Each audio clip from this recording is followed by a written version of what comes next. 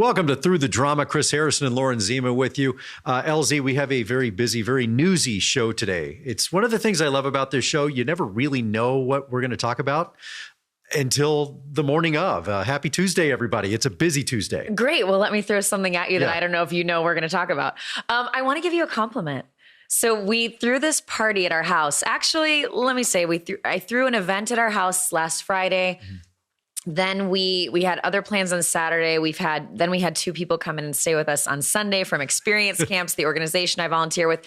I've thrown a lot at you. Yeah. But I want to give you a compliment as a party husband. Okay. And I want to say to everyone out there, I think women understand this. When I'm having people over, I just want Chris to shut up and do what I say. I can't mince words with that. Yeah. That's what I want. In the kindest, sweetest way. I'm like, go put the candles over there, go to the store and get this. And you do that. We threw an event for Hume, which is this natural deodorant brand that we love. I can't recommend enough. But like there was a lot going on, 20 people there. And you even to the point of I said, I want you to now go answer the door for all the women and greet them with a drink. And you did that and you're a very handsome doorman. There are times, advice to husbands. There are times when you just shut up, don't think, don't speak, just do. And honestly, and I sincerely mean that, it just makes life easier. If you're being honest, were you annoyed with me? No, it's just there's times when it's like being a soldier. Sometimes you just got to put your head down and get the job done. And there are these moments when I know you're stressed. I know you want this to come off well. So just do. You're right. You just have to be a soldier. Yeah, just be a soldier. Thank you. And I saw someone say on Instagram that sometimes husbands do well if you give them a hunt, like put them in hunter mode and be like, I need you to go hunt this thing. Like go to the grocery store, get me those flowers. Yeah. That's your modern day hunt. You're a good hunter soldier. I like to think I'm always the host. Thank you, honey. I'm always the host. I'm always the host. Okay, so let's get into this news that I'll explain why, but is reminding me of the movie Pretty Woman. Go on. Oh, interesting. I got to see how this comes around. I'm going to loop you back. The big news yesterday, and it's not stunning news in our industry because it's been talked about for a while, but Warner Brothers Discovery essentially broke in to two different companies yesterday. David Zaslav, the CEO, announced that he is splitting up Warner Brothers Discovery into what will essentially be the movie side, HBO, HBO Max, Warner Brothers, DC Studios, that he's going to still control. So now he's a movie mogul. And then there's the much maligned TV side, CNN, which, man, that's trouble. TNT, Discovery, there's the TV side. And the heaviest part of this is there's $38 million in debt along with this. And the TV side will assume all of the debt. And their CFO will take over that TV This side. Is like a little industry, a little mathy, but let me explain the drama here. Yes. This is wild. This combination of these companies was only created in 2022. And I feel we sense— by David Zaslav. I mean, the reason I bring up Pretty Woman— he's the guy who Richard Gere ultimately stands up to and says, I don't want to just break companies into little pieces. I want to make something.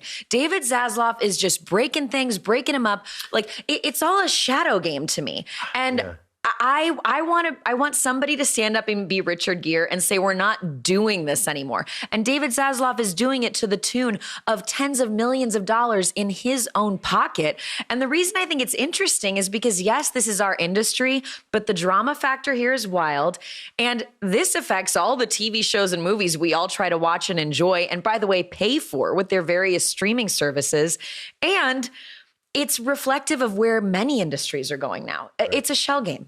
Well, so they did this $43 billion deal just 3 years ago. There were layoffs. People were cut. Budgets were cut. This is seen as a massive failure. They created this whole thing to try to take on Netflix. We're going to be a huge streamer. So this has been a massive failure. And now there's $38 million of debt. And we talked about this, I think, a couple of weeks ago, where David Zaslav took a $51.9 million CEO payout in 2024. The shareholders voted overwhelmingly to disapprove of this $51.9 million. It's a this is big news too. Yeah, it's a vote called Say on Pay, and it's not binding, meaning this doesn't mean he can't take his $51.9 million. CEOs are supposed to take this to heart. But what's crazy here is by every metric, he's been a massive failure. This has been a disaster. The stock is down 34%, just 3% since this announcement. And he's taking $51.9 million. So let me get this straight. The shareholders are like, hey, not cool. Yes. But he doesn't have to listen to his shareholders. He can still take the pay. Why anybody owns Warner Brothers stock at this point, I don't know. I mean, how there are still shareholders, period, is amazing to me. If I owned any, I would be running. I believe that I was listening to the podcast, The Town, which I love. Shout out to Matt Bellany. Yeah, he did a good job explaining. And I think he said that the Warner Brothers stock is now worth a third what it was like 2 years ago. It's a junk bond now. It's worth about $9.20 as of opening Tuesday morning. Let me put a quick spin on this. We have about 45 seconds left. It makes me really appreciate what's going on at Merit TV, because this is really the way that TV will survive, is someone like Dr. Phil comes in who has the money, the power, the expertise, but also the creativity and the want to create good TV. That's why Merit is kind of this bastion of hope in this sea of change that's going on right now. Well, I have to wonder, I don't know David Zaslav, but it seems to me like his focus is on his paycheck and not on creating a good product. And that's an issue that you and I had with a lot of bosses we've had at other places, is like, I feel like a lot of people today, they see that their ship is sinking of their company, and they're just worried about riding that sinking ship to shore. And they're not worried about whether the ship is going to stay afloat with all those other people and all the products on it for the future of the company. So David Zaslav, no hats off to you. And wow.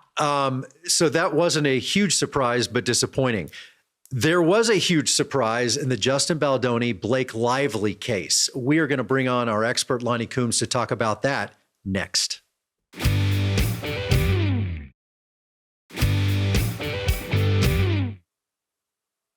Welcome back to Through the Drama. Chris and Lauren with you.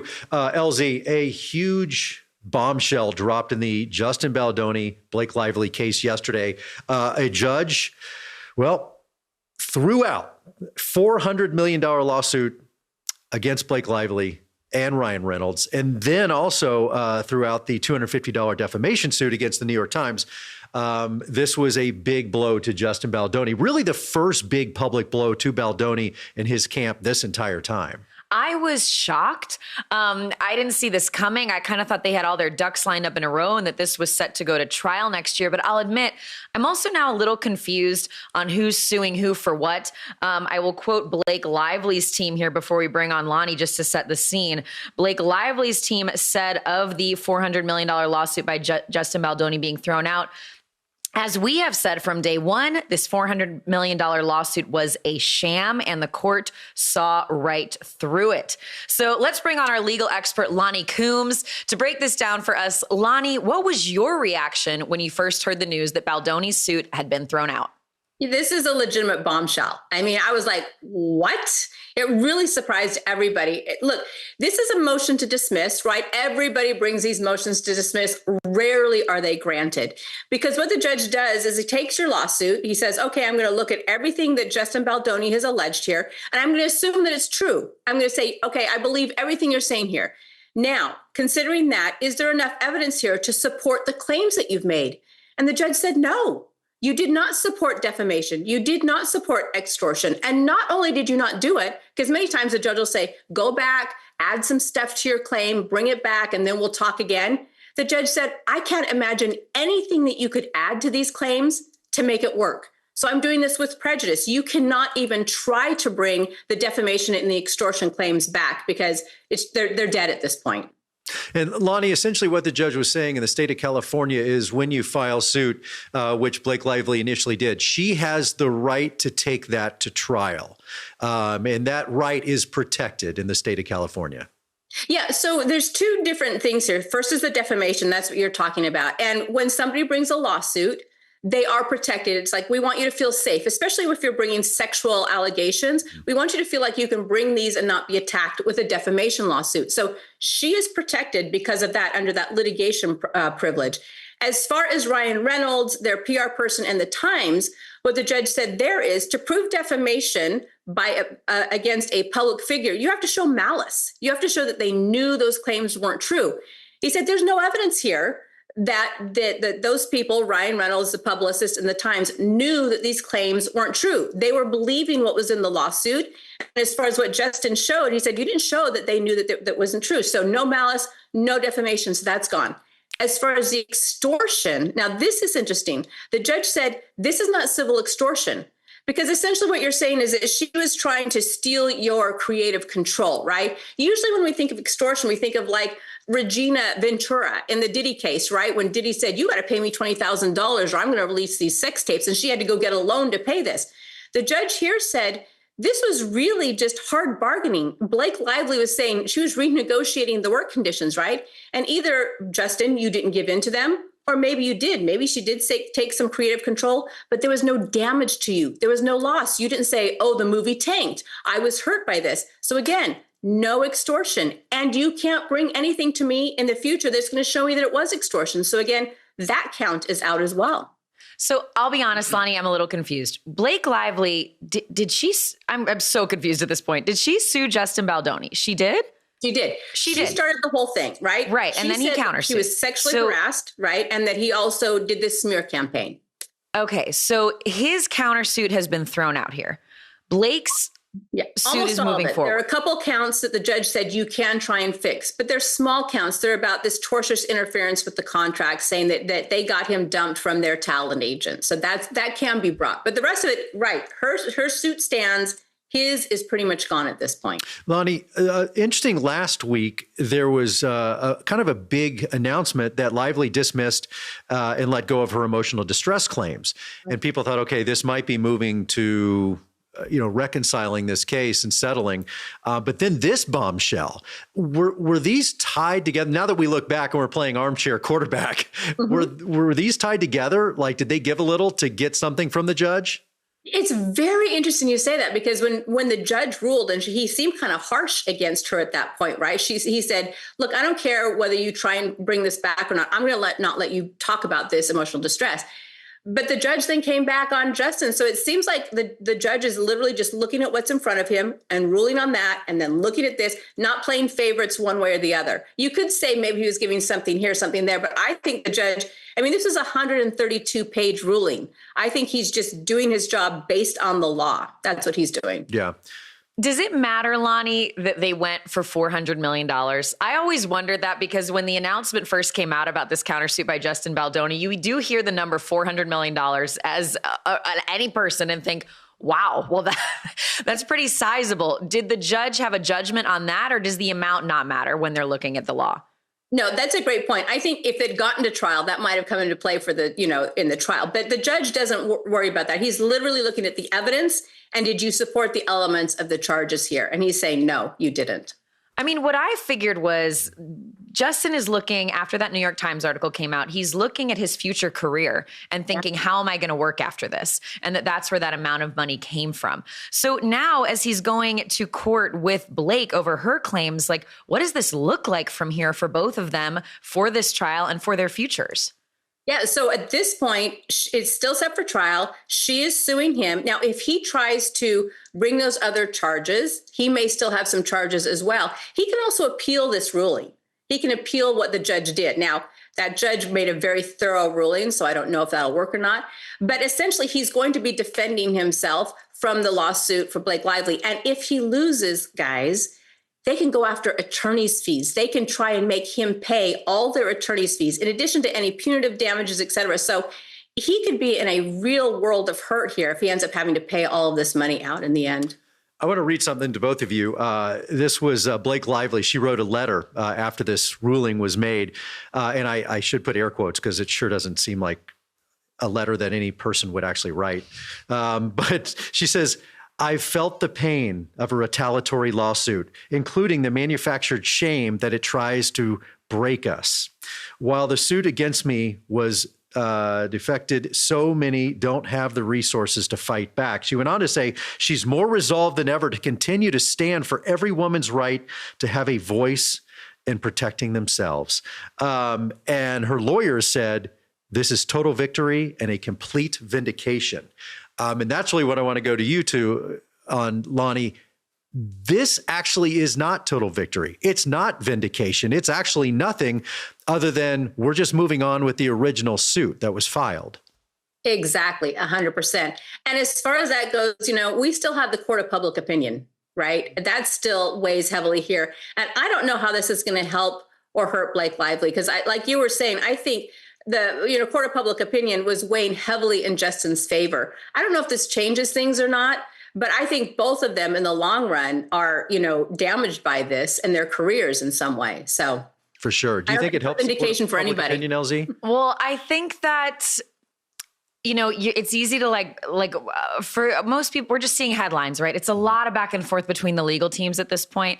I think ultimately it is that trial, if this goes to trial, where people are really going to, draw their lines in the sand, kind of like the Johnny Depp Amber Heard trial had such a great effect on how people felt about their relationship because they saw it play out. I think it'll matter if we have cameras in the courtroom.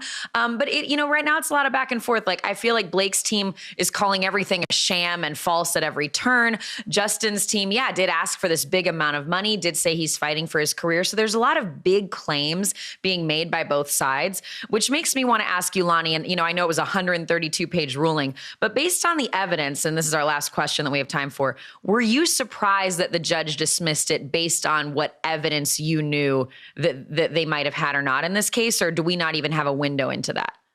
I am surprised that he did it so early in the game, right? The judge could have waited and let some discovery come in, because I think there's a lot of people saying maybe there was maliciousness here.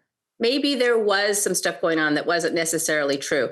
And the judge didn't wait for that to play out a little bit. So I was surprised at this point in the game that he did it so early. Yeah. Loni Coombs, thank you so much for breaking this down. Tomorrow we'll see you as we step back into the Diddy trial and see how that's going. Appreciate you as Loni. always. Great to see you When guys. we come back, college athletics has changed forever. We'll tell you how next.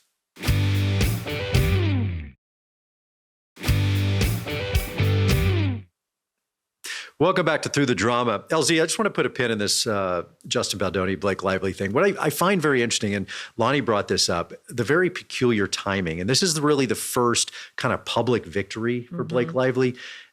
And the way this whole thing's been handled, I wonder if we are heading towards a settlement of some sort, because again, it just kind of came out of the blue. It doesn't quite smell right. It doesn't pass the smell test. So it feels like something is going on. I agree with Loni that for both of them, this has been damaging. Yes. And I think it's spiraled out of control. I mean, I would love to speak to both of them and ask, how do you feel about where this is at? Looking back, would you have, scrapped the whole thing from both sides? So I think it would be best for both of them to settle career-wise, honestly.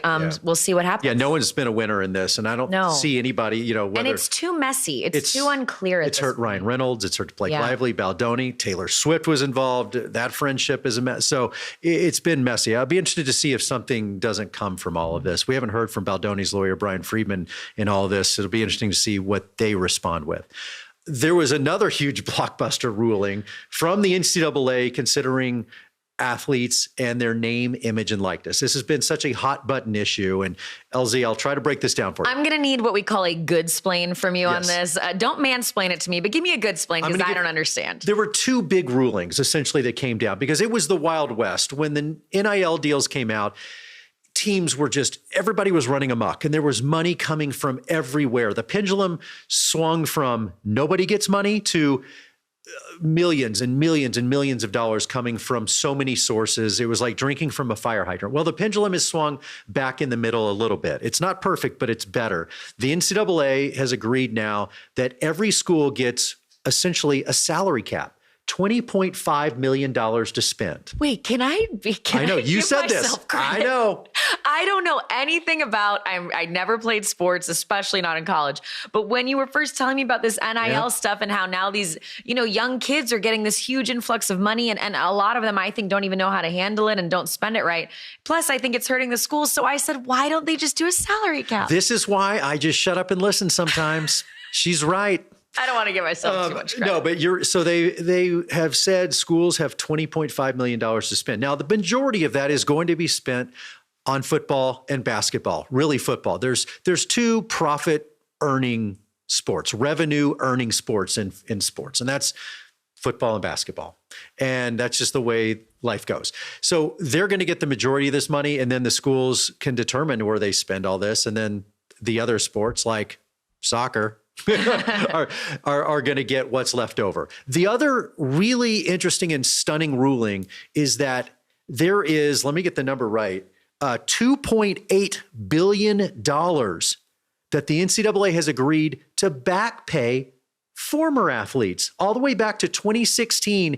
There's $2.8 million in media rights and other money that's going to be sent out kind of randomly to prior athletes from 2016 on. If you played college sports, you might be getting a paycheck. I wonder why not 2015? Just a good 10 years. Those athletes that left in 2015 are like, are you kidding me? But what's interesting is that there's some formula where they're going to calculate this. And again, the majority of the money will go to football and basketball players, but hundreds of thousands of dollars are going to be sent to former athletes. They're just going to get a check in the mail like, thanks. Well, hey, in these times, great. I mean, this sounds major. So it is major. It's still not perfect because there are still deals, like in the University of Texas, Arch Manning, the quarterback, or Quinn Ewers, the prior one. You could still have endorsement deals, like Caitlin Clark, the famous basketball player, had a deal with State Farm. So you can still have those. So there's still a lot of money to be out there. We still have to figure all this out. But thank you for joining us today. We'll talk more tomorrow because we have a lot more drama to get through.